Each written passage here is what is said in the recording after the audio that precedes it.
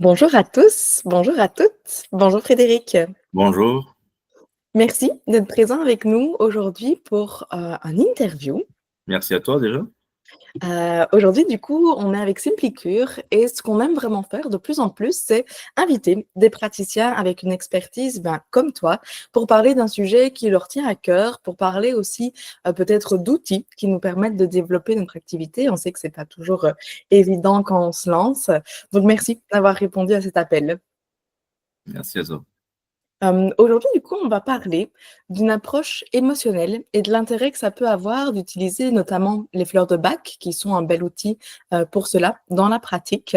Mhm. Alors je place déjà, je prépare le terrain, mais avant de rentrer dans le vif du sujet, est-ce que tu aurais envie de nous parler un peu de toi, de ton parcours et de ton expérience? Oui, bien sûr, avec plaisir. Donc moi, je suis Frédéric Garcia, je suis naturopathe, je suis sophrologue, conseiller en fleurs de bac, donc, et en micronutrition depuis 11 ans maintenant sur Mont-de-Marsan, donc dans les Landes, et également en visio. Je suis également formateur donc, dans plusieurs domaines, dont les fleurs de bac.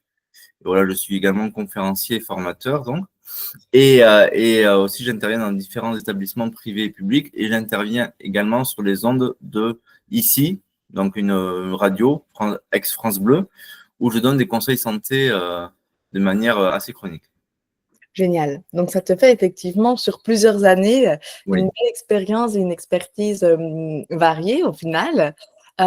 Pourquoi est-ce que c'était important pour toi aujourd'hui de parler d'accompagnement émotionnel et de son intégration dans les pratiques, de santé?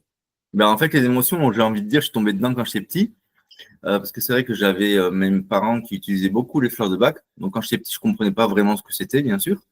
Et puis, quand j'ai voulu me lancer en tant que naturopathe, parce que c'est une vraie conviction, une vraie passion, hein, la naturopathie, dès le départ, parce que moi-même, j'ai eu des problèmes de santé qui ont été soignés par les médecines douces. Et du coup, j'ai voulu aller un petit peu plus loin dans les émotions et justement comprendre ce que sont les fleurs de bac. Et là, je suis tombé vraiment amoureux. Et c'est vrai qu'il y a un fort lien entre les émotions et les pathologies. Et c'est vrai que de travailler l'émotionnel aujourd'hui, qu'on vit quand même dans un monde qui est quand même pas très calme. On n'est pas dans le monde des bisounours, ce que je dis souvent. Et on sait qu'aujourd'hui, nos émotions impactent aussi bien notre santé mentale que physique. Donc voilà, donc du coup, une vraie passion. Et puis, c'est de comprendre, ben, oui, c'est vrai, moi j'ai vu mes parents prendre ça et ça. Pourquoi? Et aller un petit peu creuser et comprendre ce que sont les émotions et surtout comment les réguler. C'est ça, tout à fait, très clair. Et je pense que comme tu le dis, il y a une interconnexion entre émotionnel et physique, mais on va y revenir Clairement. tout au long de cet échange. Tu parles des fleurs de bac. Alors, je pense que c'est pas encore quelque chose qui est spécialement connu de tous et toutes. Est-ce que du coup, tu peux nous faire une brève explication de ce que c'est, Bien heu, sûr. et de comment ça agit? Ben, en fait, donc les fleurs sont des élixirs floraux qui travaillent uniquement le domaine émotionnel, comme vous avez pu le comprendre. Et en fait, comment ça agit? Ben, c'est très simple. Alors, moi, je vois ça, les émotions comme une pelure d'oignon. Donc, on travaille des émotions suite au dialogue qu'on a avec notre client, notre patient. Et ensuite, on voit petit à petit les émotions qui ressortent. Et donc, on va arriver tout doucement à arriver, je veux dire, au noyau de l'oignon pour arriver vraiment au cœur du problème. Et ça se fait donc petit à petit. Donc, on travaille sur le domaine émotionnel exclusivement pour commencer, bien sûr. Et ensuite, c'est une méthode qui est très simple, qui est très naturelle, qui a très peu de contre-indications.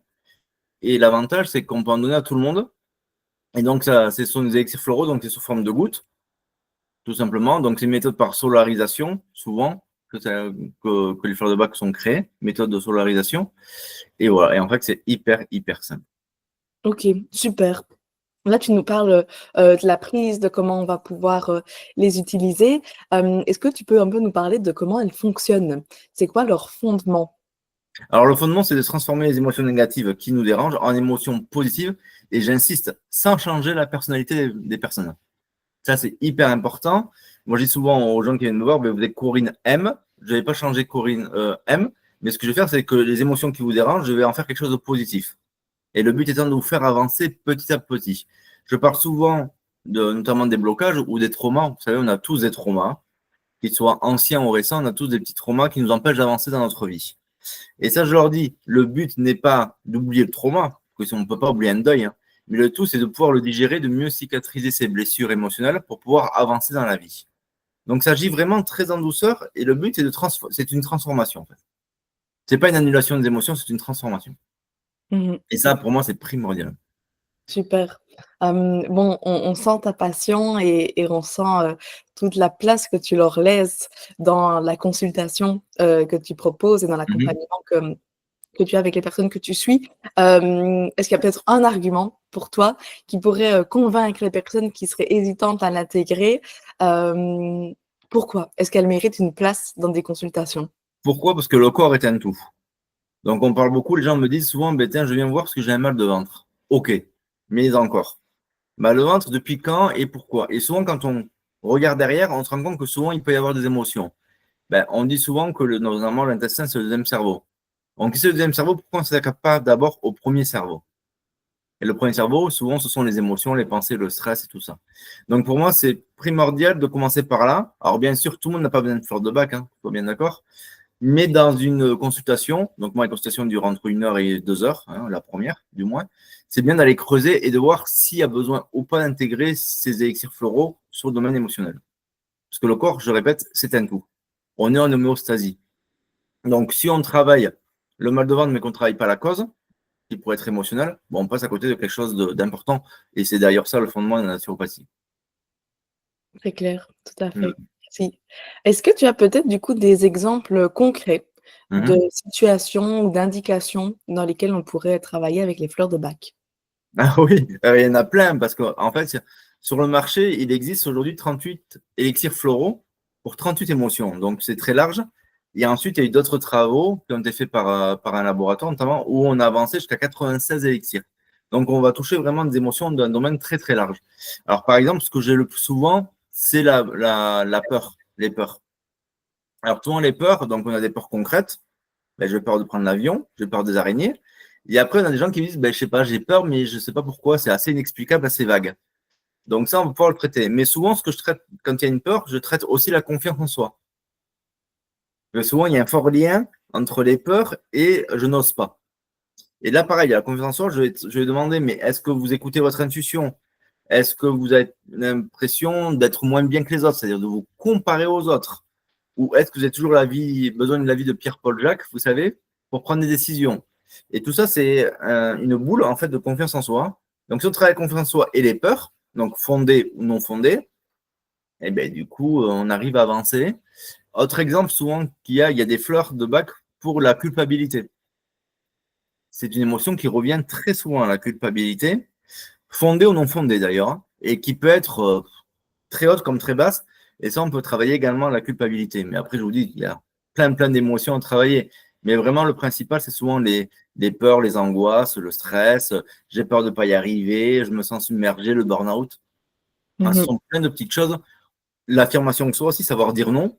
Dans le burn-out, je me suis souvent rendu compte que l'émotion qui découle, c'est un manque d'affirmation. C'est-à-dire que je n'ose pas dire non. Mmh. Donc, du coup, je me surcharge de travail. Et ça s'apprend de savoir dire non déjà. Et on peut travailler avec une fleur de bac là-dessus, OK. notamment en psychologie, en psychiatrie. Moi, il m'arrive de travailler en collaboration avec certains psychologues.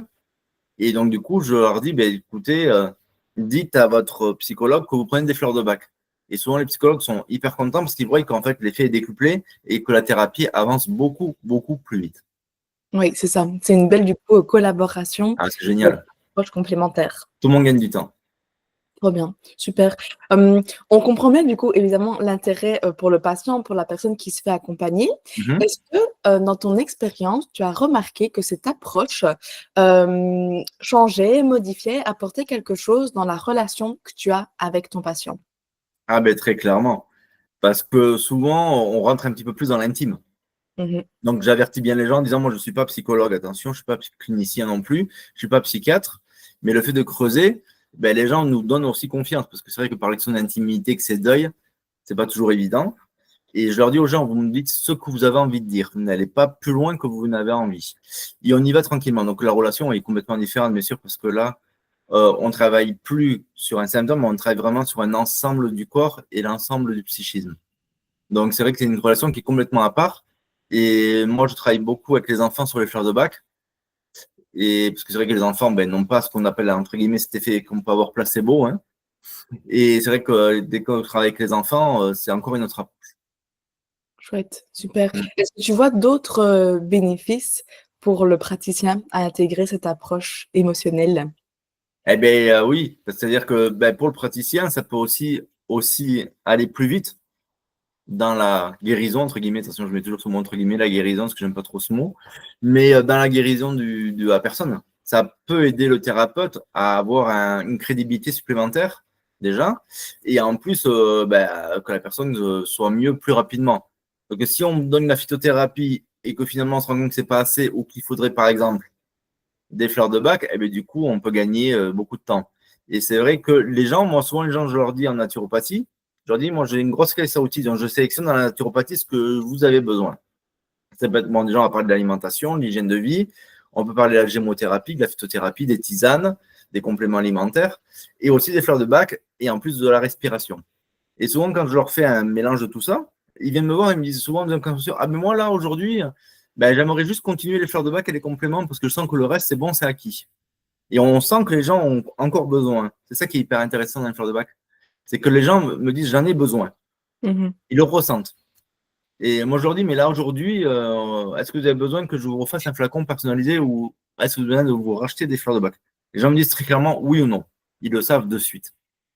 Et c'est vrai que pour les thérapeutes, pour les professionnels de santé, c'est un outil supplémentaire qui est quand même pas négligé et, comme je vous dis, qui est très simple avec très peu de contre-indications. C'est ça. Ouais, Mm. super.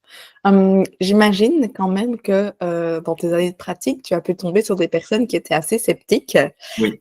Qu'est-ce que tu réponds, du coup, à ce genre de questionnement ou ouais, qu'est-ce que tu Je réponds? leur dis souvent, je ne suis pas là pour vous convaincre. Vous n'avez pas envie, ne faites pas. Parce que de toute façon, si la personne n'a pas envie, il va y avoir un blocage. C'est comme un médicament. Si vous êtes médecin, vous conseillez un médicament que la personne me dit, oh, ben non, je ne vais pas le prendre, ça ne va rien me faire, ça ne va rien lui faire. Donc, ne perdons pas de temps. Ça m'arrivait une fois, d'ailleurs, en 11 ans, donc c'est pas beaucoup. Ça m'a dit, ah, ben oui, c'est ma voisine qui m'a dit venir, mais j'y crois pas. Ben, je dis, écoutez, moi, je ne suis pas là pour vous convaincre. Hein.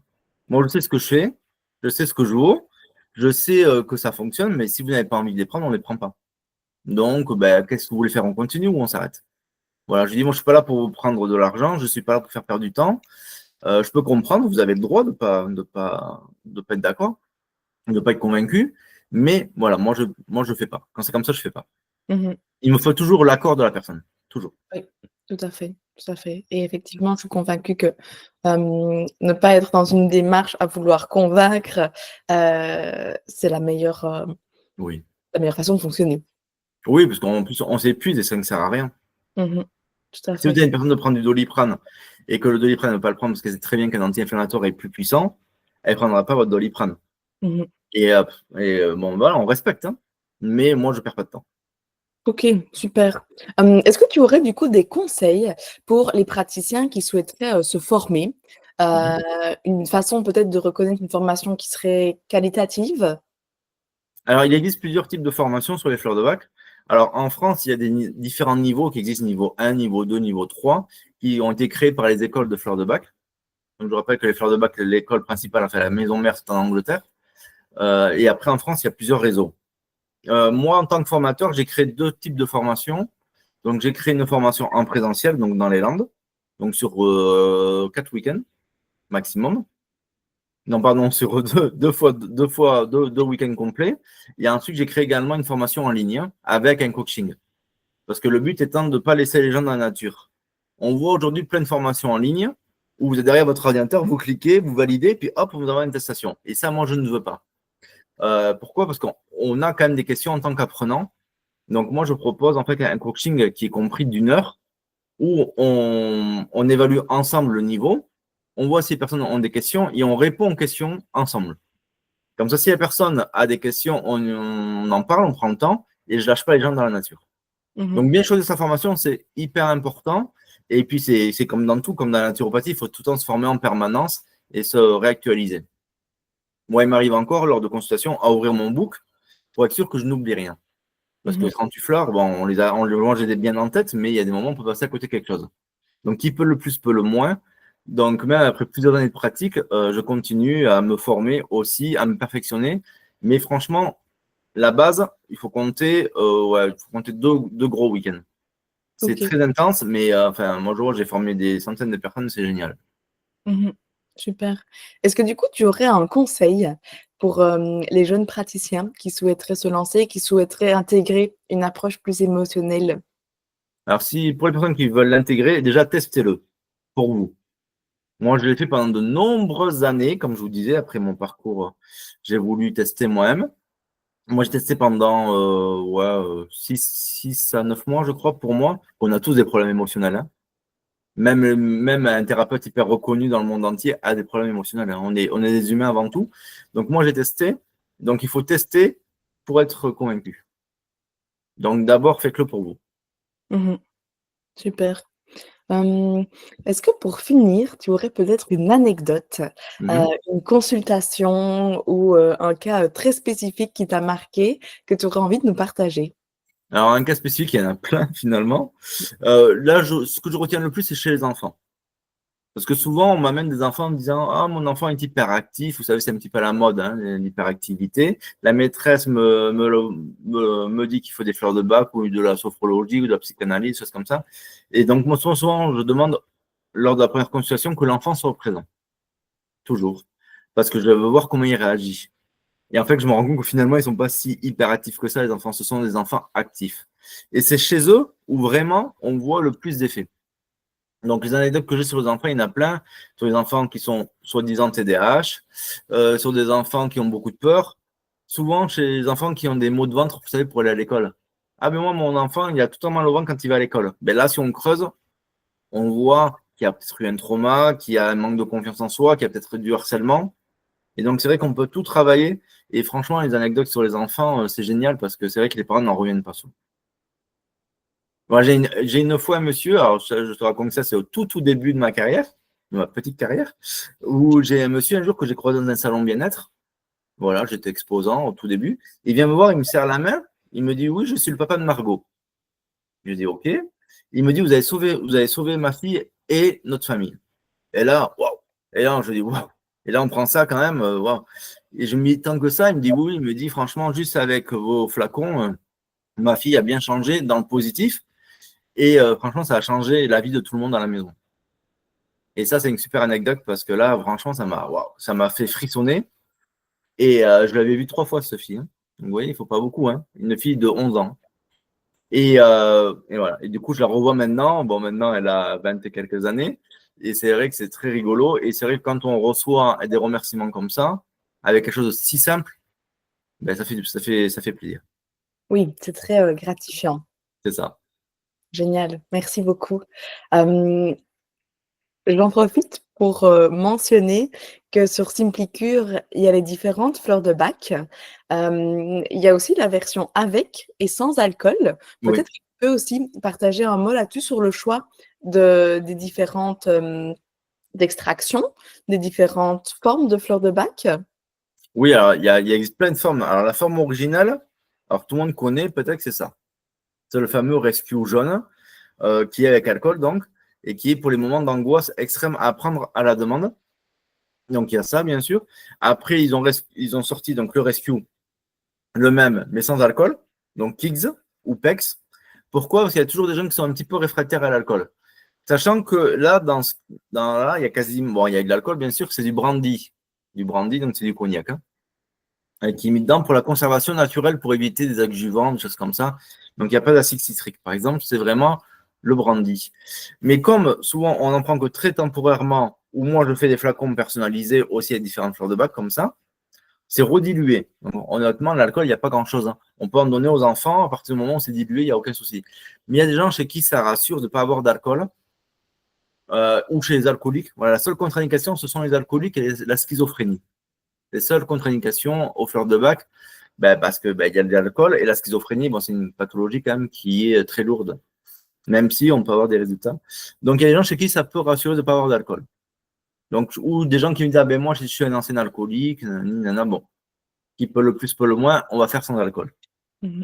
Mais honnêtement, moi, ça ne me pose pas de souci à partir du moment où on a une personne qui est plutôt en bonne santé, qui n'a pas de souci de schizophrénie ou d'alcoolisme. OK. Après, il existe ces formats, on a plein de choses, pastilles, gomme. crème. Donc après, ça a été le développement marketing, j'ai envie de dire. Voilà. La crème Rescue fonctionne très bien pour les eczémas et les psoriasis nerveux. On sait que le pso et l'eczéma a quand même une tendance très nerveuse et très émotionnelle, donc ça peut très bien fonctionner. Après, on a le Rescue Nuit, donc le même avec juste une fleur de bac de plus qui est le white chestnut, c'est-à-dire le marronnier blanc pour éviter de ressasser. Donc franchement, il y a plein de choses. Et après, il y a le laboratoire d'Eva, qui est un laboratoire de très grande qualité qui, lui, a poursuivi les travaux du Dr Bach, qui a créé plein de complexes, ménopause, lâcher prise, des choses comme ça qui peuvent être bien quand les gens sont un petit peu perdus. Oui. Ou vous vous rendez compte que vous, en tant que thérapeute, vous ne pouvez pas avoir toutes les fleurs de bac dans votre cabinet. Et donc, vous pouvez conseiller des complexes comme ça aussi, à essayer. Tout à fait. Oui, et voilà, je me permets de effectivement dire que sur Simplicure, on retrouve donc les fleurs de bac classiques avec alcool, les fleurs de bac sans alcool et effectivement les complexes de chez Deva, grossesse, pour les enfants aussi. Donc, ça permet effectivement pour tous les praticiens qui souhaiteraient tester et découvrir. Et commencer tranquillement. C'est ça, d'y avoir accès et de pouvoir se familiariser aussi avec les fleurs. Génial, merci beaucoup Frédéric Merci à pour toi. tous ces partages. Comment est-ce qu'on fait pour te retrouver, pour retrouver tes formations? Où est-ce que ça se passe? Alors, donc, il faut aller sur mon site internet, frédéricgarcianaturopathe.com, tout simplement. Voilà, vous avez toutes mes coordonnées. Vous pouvez avoir accès à la formation Fleurs de Bac également. Les gens qui veulent faire plutôt du présentiel, hein, il faut également m'appeler parce que j'organise 1 à 2 sessions par an, justement, par petit groupe, hein, groupe de 4, 5, 6 personnes grand max, pour pouvoir faire les Fleurs de Bac tranquillement. Génial, super. Je mettrai de toute façon toutes les informations dans la description avec le lien. Comme ça, chaque personne qui souhaiterait aller plus loin peut facilement te retrouver. Donc, merci encore à toi pour ton temps et pour tous ces partages. Merci, j'espère que les gens ont pu découvrir ce monde merveilleux des émotions avec les Fleurs de Bac. Et puis, n'hésitez pas si vous avez des questions.